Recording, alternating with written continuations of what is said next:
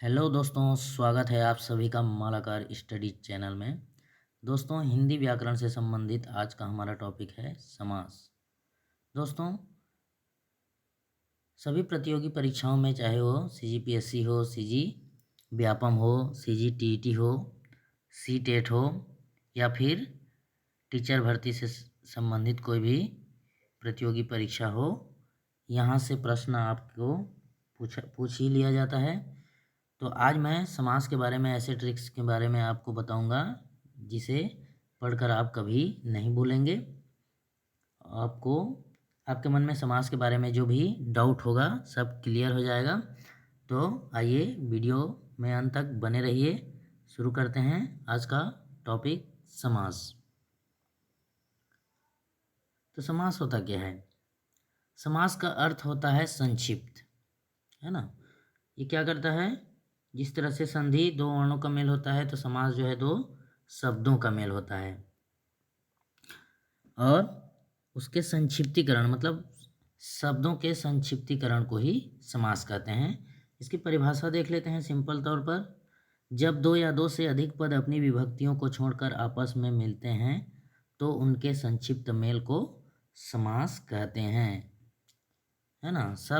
दो शब्दों का संक्षिप्तीकरण ही समास है। क्लियर है? आइए चलते हैं इसके प्रकार के बारे में, जहाँ से आपके मन में हमेशा डाउट रहता है और यहीं से प्रश्न पूछा जाता है। यहाँ तक कि कौन से समास के कितने प्रकार और कितने प्रकार होते हैं उसके बारे में भी मैं इस वीडियो में आपको बताने वाला हूँ। तो शुरू करते हैं समास के प्रकार के बारे में। तो समास जो है 6 प्रकार के होते हैं। पहला है अव्ययी भाव समास। एक एक करके हम इसको डिटेल करते जाते हैं। तो पहला अव्ययी भाव समास, जिस समास का पूर्व पद प्रधान हो तथा सामासिक पद अव्यय हो उसे अव्ययी भाव समास कहते हैं। ये हो गया इसका सिंपल परिभाषा। कहने का मतलब है जिसका पूर्व पद प्रधान, पूर्व मतलब पहला पद, पूर्व मतलब क्या होता है? पहला।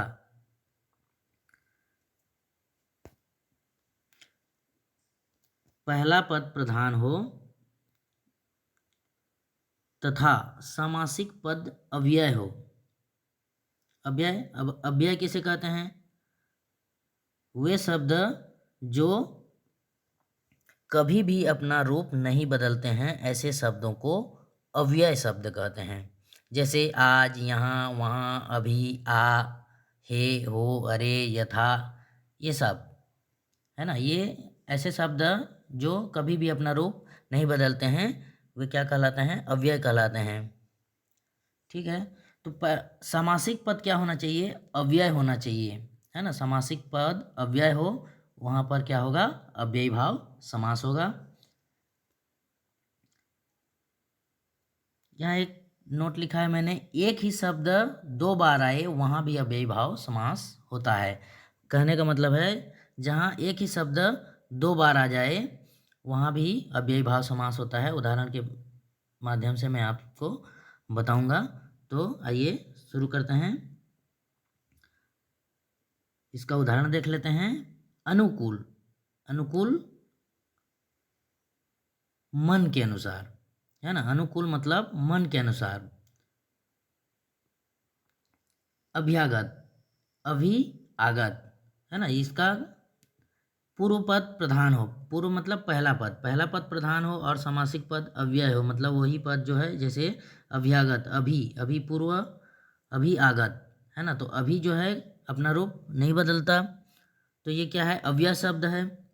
इसी तरह से प्रतिदिन में हर दिन या रोज भी कह सकते हैं, तो ये भी प्रति भी अपना रूप नहीं बदल सकता, अव्यय शब्द है, तो यहाँ पर अव्ययी भाव समास होगा। अगला है यथाशक्ति, शक्ति के अनुसार। यथा यहाँ पर अव्यय शब्द है, पहला पद प्रधान है। यथा विधि, विधि के अनुसार। यथाक्रम, क्रम के अनुसार। आजन्म, जन्म पर्यंत।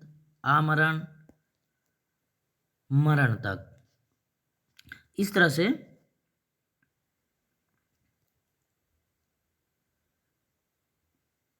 ये सब अव्ययी भाव समास के उदाहरण हैं।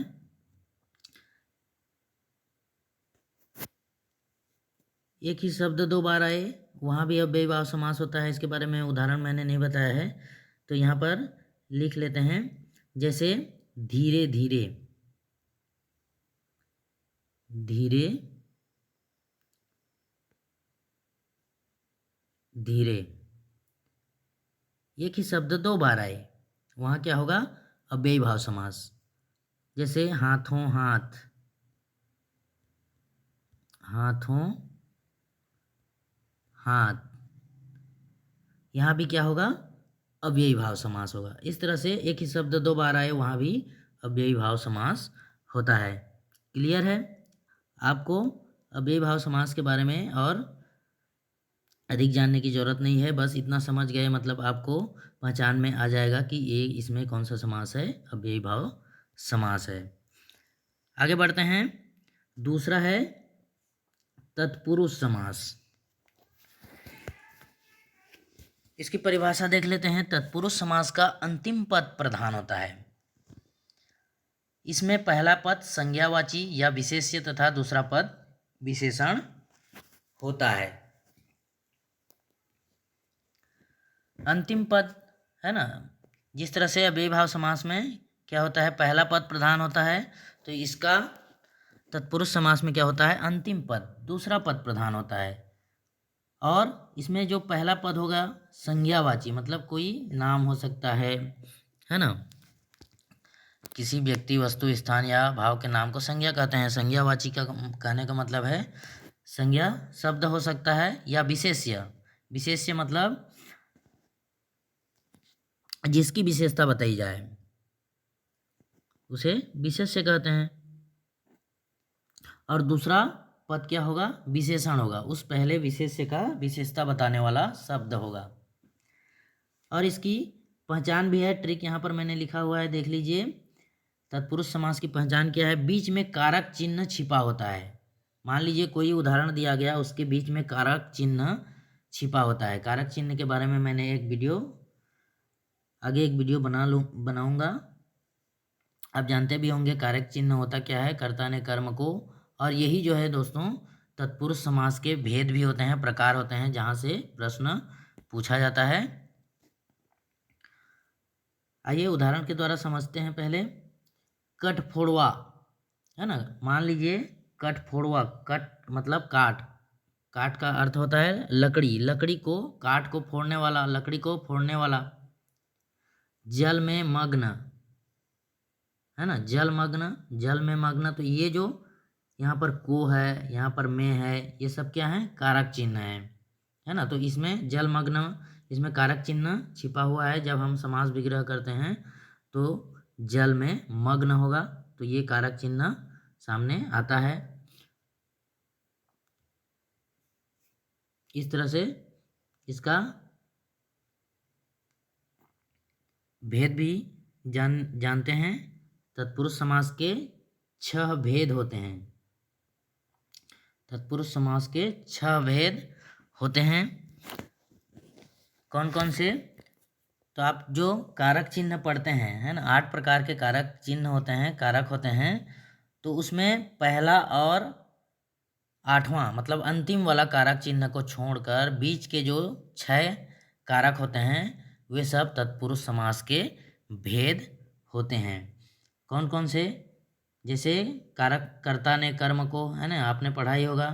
तो कर्म को, कर्ता को पहला को छोड़ दीजिए, कर्म को, तो यहाँ पर पहला कर्म तत्पुरुष, दूसरा है करण तत्पुरुष, संप्रदान तत्पुरुष, अपादान तत्पुरुष, संबंध तत्पुरुष और अधिकरण तत्पुरुष समास। तो इस तरह से बीच के जो 6 कारक होते हैं वे सब तत्पुरुष समास के प्रकार होते हैं। तो इनकी परिभाषा देख लेते हैं, है ना। पूछ लिया जाता है कभी कभी, इतना डीपली पूछ देता है कि हम कंफ्यूज हो जाते हैं परीक्षा हॉल में। तो कर्म तत्पुरुष होता क्या है? कर्म तत्पुरुष, तो कर्म का चिन्ह क्या होता है? जैसे कर्ता ने कर्म को, है ना। ये जो को है कर्म तत्पुरुष का कारक चिन्ह है। तो जहाँ पर को कारक चिन्ह होगा, जिस उदाहरण में, उसे हम क्या कहेंगे, कर्म तत्पुरुष। जैसे उदाहरण देख लेते हैं, गगन चुंबी, है ना, गगन चुंबी, गगन को चूमने वाला को, यहाँ पर को आ गया तो यहाँ पर कौन सा तत्पुरुष समास होगा, कर्म तत्पुरुष, क्योंकि यहाँ पर को आया है, क्योंकि को कर्म का कारक चिन्ह है को। अगला है करण तत्पुरुष। कर्ता ने कर्म को करण से या के द्वारा, करण तत्पुरुष में क्या होता है, से या के द्वारा। तो इसका उदाहरण देख लेते हैं, स्नेह सिक्त, स्नेह से सिक्त। इस प्रकार करण से, कर्ता ने कर्म को करण से, तो स्नेह से सिक्त, यहाँ पर करण तत्पुरुष समास होगा। अगला है संप्रदान तत्पुरुष। संप्रदान को या के लिए होता है, तो स्नान घर, है ना, इसका उदाहरण है स्नान घर, मतलब स्नान के लिए घर, या स्नान को घर भी कह सकते हैं। तो इसलिए यहाँ पर क्या होगा, संप्रदान तत्पुरुष। अगला है अपादान तत्पुरुष। अपादान से, है ना, यहाँ भी से होगा और यहाँ पर भी से या के द्वारा आया था करण से, परंतु यहाँ से अपादान से अलग होने के अर्थ में, यहाँ पर जो से आएगा वो अलग होने के अर्थ में आएगा। जैसे बलहीन, है ना, जैसे बलहीन, बल से हीन, मतलब बल जो है किसी व्यक्ति से अलग हो गया है ना, तो वो अलग हो रहा है, तो यहाँ पर जो से होगा वो अलग होने के अर्थ में प्रयोग होगा, इसलिए यहाँ पर अपादान तत्पुरुष समास होगा। अगला है संबंध तत्पुरुष। तो संबंध का होता है कारक चिन्ह का, है ना, संबंध का। जैसे राजपुत्र, राजा का पुत्र, अन्नदाता, अन्न का दाता, है ना, का आ रहा है, तो यहाँ पर क्या होगा, संबंध तत्पुरुष समास। अगला है अधिकरण तत्पुरुष। अधिकरण में, इसका कारक चिन्ह क्या होता है, में। उदाहरण देख लेते हैं, जैसे जल में मग्न, है ना, जल मग्न, जल में मग्न, यहाँ पर में आया तो यहाँ क्या होगा, अधिकरण तत्पुरुष समास होगा। इस तरह से ये कारक जो पहले और 8वां को छोड़कर बीच के जो 6 कारक होते हैं वे तत्पुरुष समास के भेद होते हैं। बहुत ही सरल है। आगे बढ़ते हैं अगले समास की ओर। अगला है तीसरा समास है कर्मधारय समास। इसका दूसरा पद प्रधान होता है, प्रधा हो गया है ना, तो यहाँ पर प्रधान कर लीजिएगा। इसका दूसरा पद प्रधान होता है तथा प्रथम पद विशेषण व द्वितीय पद विशेष्य होता है ना। इसका क्या होता है, कर्मधारय समास का दूसरा पद प्रधान होता है ना। ये है, जैसे यहाँ पर उदाहरण से हम देख सकते हैं, पहला पद और दूसरा पद। दूसरा पद क्या होगा, प्रधान होगा, है ना, मुख्य होगा। और क्या कह रहा है परिभाषा, प्रथम विशेषण व द्वितीय पद विशेष्य होगा। प्रथम जो है ये विशेषण, मतलब ये विशेषता बताने वाला शब्द होगा, और ये विशेष्य होगा दूसरा पद, जिसकी विशेषता बताई जा रही हो। तो नीलकमल, नीलकमल, कमल कहने का अर्थ है नीला कमल। कमल कैसा है, नीला है, तो यहाँ पर कौन सा समास होगा, कर्मधारय समास होगा। उसी तरह से महात्मा, है ना, महान आत्मा, आत्मा कैसा है, जो महान है, कर्मधारय समास। इसमें कुछ अपवाद भी ऐसे शब्द होते हैं, उदाहरण, कुछ उदाहरण जो अपवाद होते हैं जिसको आपको कंफ्यूज करने के लिए परीक्षाओं में पूछ लिया जाता है ना। जैसे पीताम्बर, पीताम्बर यहाँ पर मैंने लिखा हुआ है पीताम्बर अपवाद। तो ये जो पीताम्बर का अर्थ क्या होता है, पीला अंबर या पीला वस्त्र, है ना। पीला वस्त्र अगर इसका अर्थ लेते हैं तो कर्मधारय समास होगा। यदि इसका कोई तीसरा अर्थ निकालें कि पीला वस्त्र धारण करने वाला कौन है, तो ये विष्णु भगवान, बहुब्रीहि समास हो जाएगा।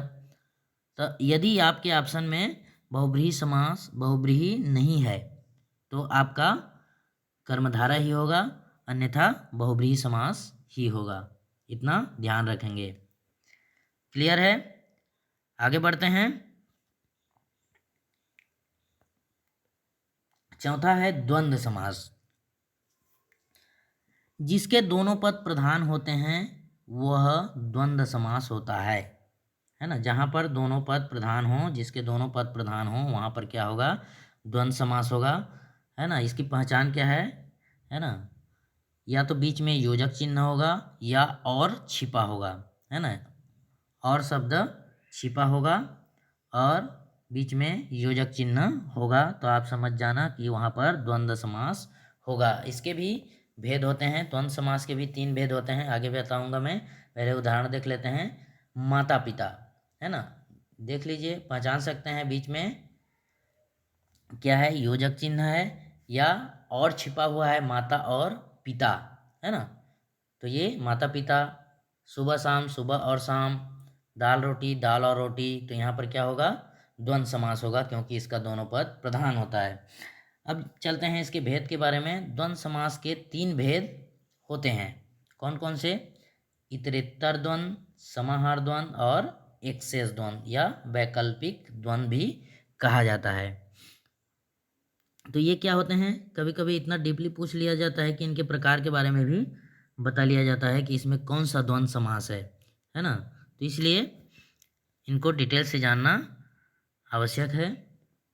तो पहला है इतरेत्तर द्वंद्व। इतरेत्तर, इतरेत्तर मतलब इतर धन इतर बराबर इतरेत्तर।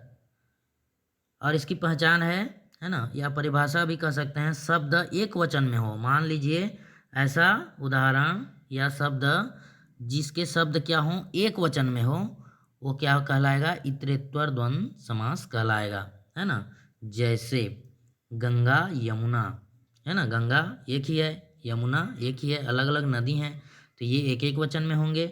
इसलिए यहाँ पर कौन सा द्वंद्व होगा? इतरेत्तर द्वंद्व समास। राम लखन, है ना। राम और लखन, राम अलग हैं, लखन अलग हैं, एक वचन है, इसलिए यहाँ पर इतरेत्तर द्वंद्व होगा। राम और रावण, यहाँ भी इतरेत्तर द्वंद्व होगा। दूसरा है समाहार द्वंद्व। इसकी पहचान क्या है? इसके शब्द जो है बहुवचन में हों। यदि शब्द बहुवचन में हो तो वहाँ पर क्या होगा? समाहार द्वंद्व समास होगा। जैसे हाथ और पैर। हाथ जो है 2 होते हैं इसलिए बहुवचन में होते हैं, पैर भी 2 होते हैं इसलिए बहुवचन होते हैं, तो ये कौन से समास में आएंगे? समाहार द्वंद्व समास।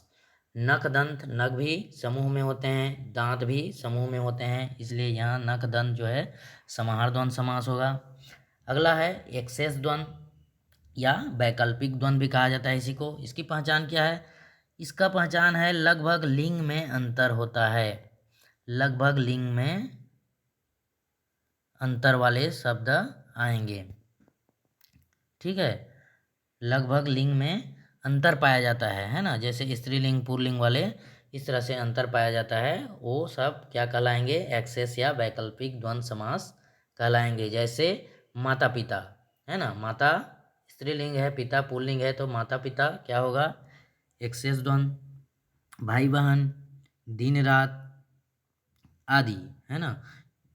कहने का मतलब है यहाँ पर लिंग में जो अंतर वाले द्वंद्व समास के उदाहरण होंगे वे सब एक्सेस द्वंद्व या वैकल्पिक द्वंद्व कहलाते हैं। क्लियर है? आगे बढ़ते हैं। 5वां है द्विगु समास। जिस समास का पूर्व मतलब पहला पद संख्यावाची हो वहाँ द्विगु समास होता है। क्लियर है? ये तो सबसे सरल है। पहला पद क्या होना चाहिए?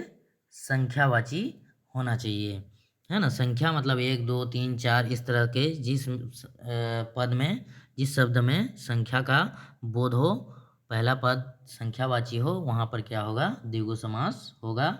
जैसे चौराहा, 4 राहों का समाहार, यहाँ पर 4 संख्यावाची है तो क्लियर है, यहाँ पर द्विगु समास होगा।